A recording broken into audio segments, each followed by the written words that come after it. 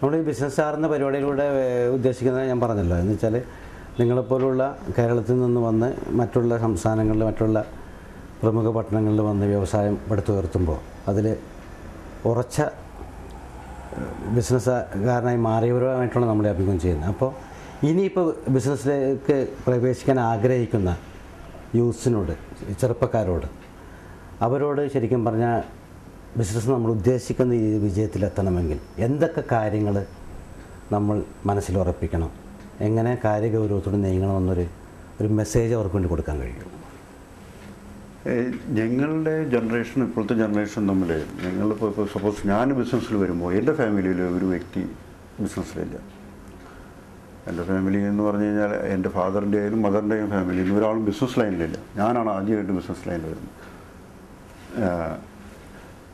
ആ ടൈമിൽ ഇപ്പോൾ എൻ്റെ ഫാദറിൻ്റെ ബ്രദേഴ്സ് എല്ലാവരും അഡ്മിനിസ്ട്രേറ്റീവ് ഇതിലൊക്കെ ആയിരുന്നു. മദറിൻ്റെ എല്ലാവരും മാനേജ്മെൻറ്റ് ഇതിലും, പിന്നെ ഡോക്ടർ കെ എൻ പണിക്കരൊക്കെ ഉണ്ട്.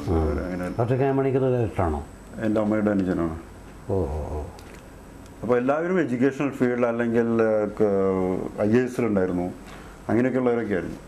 അപ്പം ഞാൻ ഈ ബിസിനസ് ഫീൽഡിൽ ബോംബെയിൽ വന്നത് സ്വന്തമായി ഹാർഡ് വർക്ക് ചെയ്തിട്ടാണ് നമ്മളൊക്കെ ഇത് ഉണ്ടാക്കുന്നത്. അതായത് നമ്മളെ ഇൻവെസ്റ്റ്മെൻറ്റ് എന്ന് പറയുന്നത് നമ്മളുടെ ഹാർഡ് വർക്ക് തന്നെയാണ്, വേറെ ഒന്നുമില്ല. അതിൽ നിന്ന് സക്സസ് ആയതാണ്. ഇന്നത്തെ ജനറേഷൻ എന്ന് പറയുന്നത് അവർക്ക് ധാരാളം പല മേഖലകളിലും അവർക്ക് പല സൗകര്യങ്ങളുമുണ്ട്. അന്ന് ഇത്ര അന്ന് ഈ ഒരു സൗകര്യങ്ങളുമില്ല. ഈവൻ അഡ്വർടൈസ്മെൻറ്റ് എന്ന് പറയുമ്പോൾ ഞങ്ങളുടെ ടൈമിലൊക്കെ എന്ന് പറഞ്ഞു കഴിഞ്ഞാൽ വെറും ദൂരദർശനം മാത്രം ഡിപ്പെൻഡ് ചെയ്യുന്ന ഒരു കാര്യമാണ്.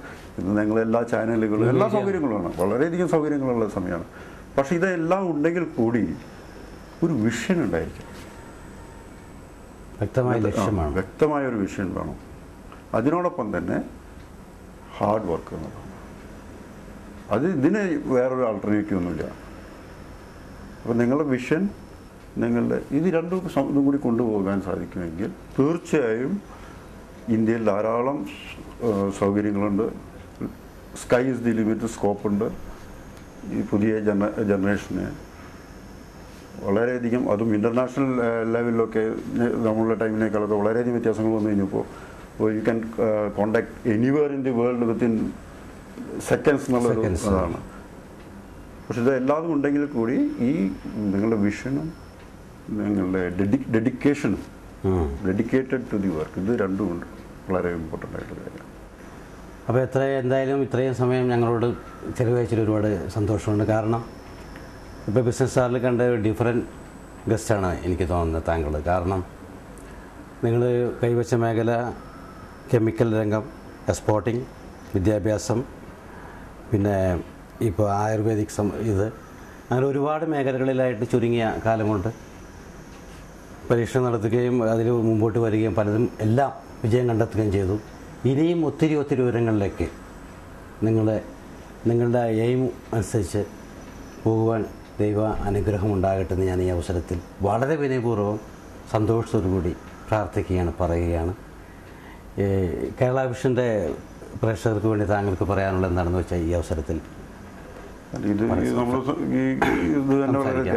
ഇങ്ങനെ ഇതുമാതിരി ഒരു അവസരം തന്നതില്ലേ, പ്രത്യേകിച്ച് മറുനാടൻ മലയാളികൾ എന്ന് പറയുമ്പോൾ സാധാരണ ഞാൻ കണ്ടിട്ടുള്ളൊരു എന്താ വെച്ചെങ്കിൽ Gulf country or any European country, America, ഇങ്ങനെ അവിടെ മാത്രം ഒതുങ്ങി നിന്നുകൊണ്ട് ആണ് എല്ലാ ചാനൽസും ആയാലും അല്ല ഏത് വരുമായാലും കാണാറുള്ളൂ.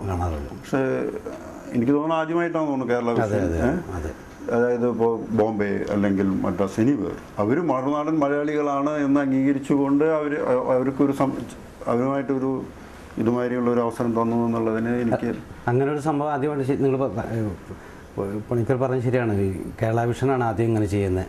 എല്ലാവരും പൊതുവെ കേൾക്കുന്ന മറുനാടൻ മലയാളം എന്ന് പറയുമ്പോൾ ഗൾഫ് കൺട്രീസിലുള്ളവർ അല്ലെങ്കിൽ യൂറോപ്യൻ കൺട്രീസിലുള്ള മലയാളികളാണ് ഉദ്ദേശിക്കുന്നത്. അപ്പോൾ ഇതൊരു നല്ല കാര്യമല്ലേ ശരിക്കും പറഞ്ഞു കഴിഞ്ഞാൽ? വളരെ നല്ല കാര്യമാണ്. ഈവൻ എനിക്ക് തോന്നിയിട്ടുള്ള, ഞാൻ എൻ്റെ വളരെ ആദ്യകാലങ്ങളിൽ തന്നെ എനിക്ക് തോന്നിയിട്ടുള്ളൊരു കാര്യമാണ് മലയാളികളുടെ മറുനാടൻ മലയാളി എന്ന് പറയുമ്പോൾ ഞങ്ങളൊന്നും മലയാളികളല്ലേ, ഞങ്ങളൊന്നും മറുനാടനല്ലേ എന്ന് ഞങ്ങൾക്ക് പല പ്രാവശ്യം തോന്നാറുണ്ട്. ഇന്ത്യയിലാണ് നോ ഡൗട്ട്. പക്ഷേ ഞങ്ങൾ മറ്റുള്ള സ്റ്റേറ്റുകളിൽ കഷ്ടപ്പെട്ട് ഞങ്ങളും കേരളമായിട്ട് ബന്ധവും വളരെ കേരളത്തിലേക്ക് തന്നെ കോൺസെൻട്രേറ്റ് ചെയ്യുന്ന വ്യക്തികളെ ഐഡൻറ്റിഫൈ ചെയ്ത് അവരോട് ഇതേമാതിരി ഒരു ഡിസ്കഷനോ എന്തോ വെച്ചാൽ ചെയ്തു എന്നുള്ള വളരെ ഇതായി തോന്നി. ഓക്കെ, നന്മകൾ ഒരുപാട് ഉണ്ടായിട്ട് ഒരുപാട് സന്തോഷം. Thank you very much.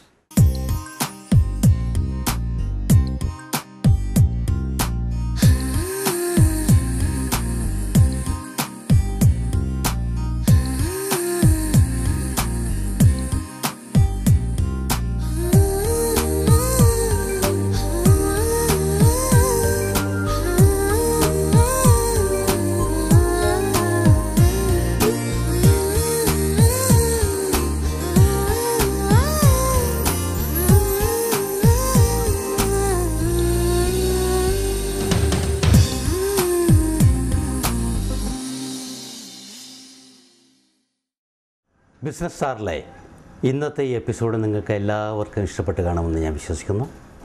അടുത്ത എപ്പിസോഡിൽ ബോംബെ നഗരത്തിലെ വേറൊരു ബിസിനസ് മാഗ്നറ്റുമായി നമുക്ക് വീണ്ടും പരിചയപ്പെടാം. അതിനു മുമ്പ് ഇനി നിങ്ങൾക്ക് വേണ്ടിയുള്ള ചോദ്യമാണ്, ഇന്ത്യയുടെ ആദ്യത്തെ വനിതാ പ്രസിഡൻ്റ് ആരാണ്?